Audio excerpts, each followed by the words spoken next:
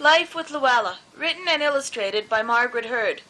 This week's episode, A Moving Experience.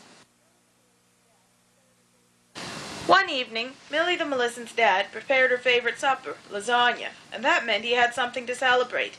"I've got wonderful news, Princess," he exclaimed. "Your old man's got himself a new job. I'll be making triple the money I make now." "Dad, that's wonderful. When do you start?" "I've been made vice president of the Succolux vacuum cleaner factory, and as soon as school year's over, we're moving to California." "California?" Millie gasped. "Oh, you'll love it. We're gonna be rich, rich, rich. Picture it, Venice, surfing every day, and we're close to the stables, so you can take horseback riding lessons every day." "Oh, Daddy," Millie sighed. "Where's your enthusiasm? I thought you loved horseback riding." "I do, and everything sounds great. It's just that I'm tired of moving all the time." "I only want to do what's best for you, to afford to get you the best of everything. Your mother would be very happy for us if she could see us now." "Oh, Dad, don't give me that old song and dance. Every time I start to like it in a place, we have to move." "We lived in New York for 5 years," said Millie's dad. "Yeah, right. I thought we were going to stay there, but we left there too." "You're worried about Miles' molecule, aren't you?"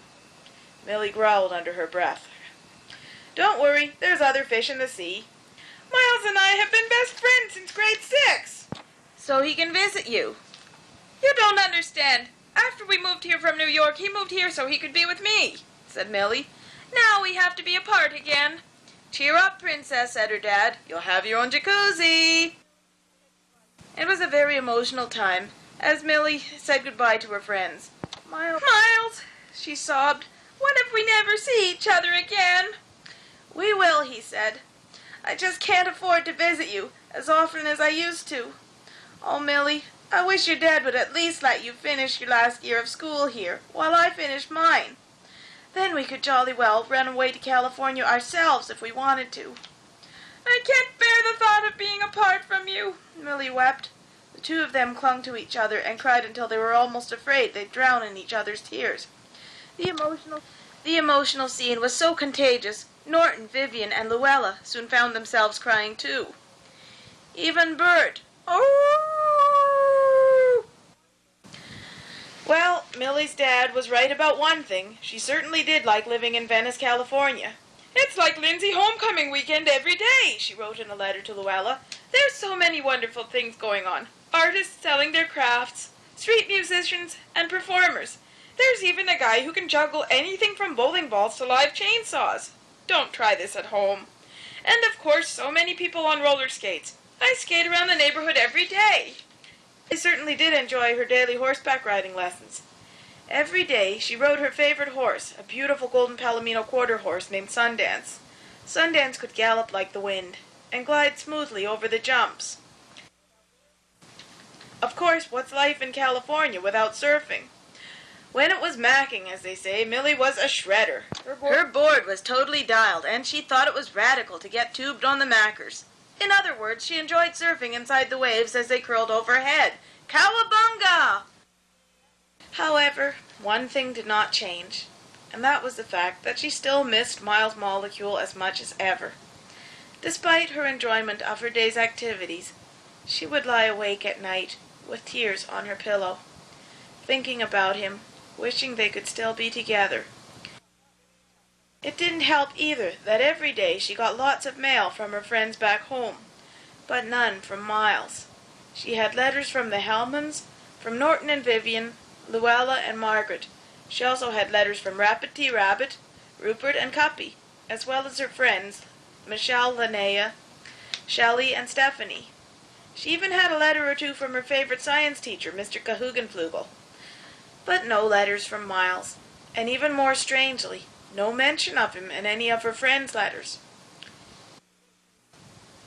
As she relaxed on the beach, listening to her favorite songs on her Walkman, Millie still couldn't stop thinking of Miles.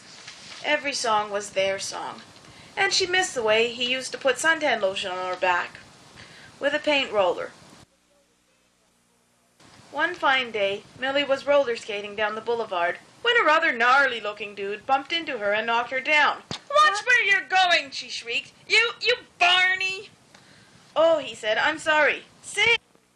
"Oh," he said, I'm sorry. Say, you're away rad Betty. What do you say we bail and toss a grind? My treat.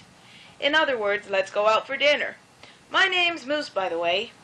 To be honest, Milly thought Moose was kind of a skanky Malvin, but she agreed to go out with him anyway because she was lonely and needed to get her mind off Miles.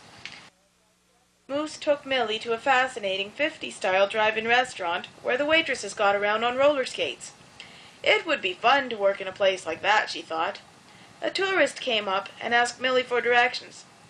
This is going to be like taking candy from a baby, thought Moose to himself, as the tourist kept Milly distracted, while Moose spiked her diet drink with some unknown substance. She didn't remember anything for the rest of the evening. Within the next week or so, Milly felt very strange. Every morning she was nauseous, so she made an appointment with Dr. Moonbeam Venable. "What a totally gnarly situation we have here," said Dr. Venable. "It looks like you're going to have a little kahuna of your very own." "A little kahuna? What do you mean?" asked Milly. "A baby," replied the doctor. "But I didn't." Milly then realized. It must have been when I was with Moose. After I drank my Diet Cola at the restaurant, everything just went blank. Milly's dad was not a happy camper when he heard the news. In fact, he made Milly and Moose get married at once. "You have to accept responsibility for your mistakes," he told them. The next day, when Milly was walking down the street, Madame Lazonga, the fortune-teller, sprang up from her table, leaving her customer in a flurry of tarot cards.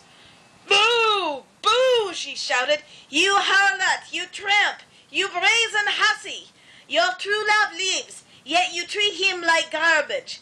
You had true love, yet you treat him like Ratterspit.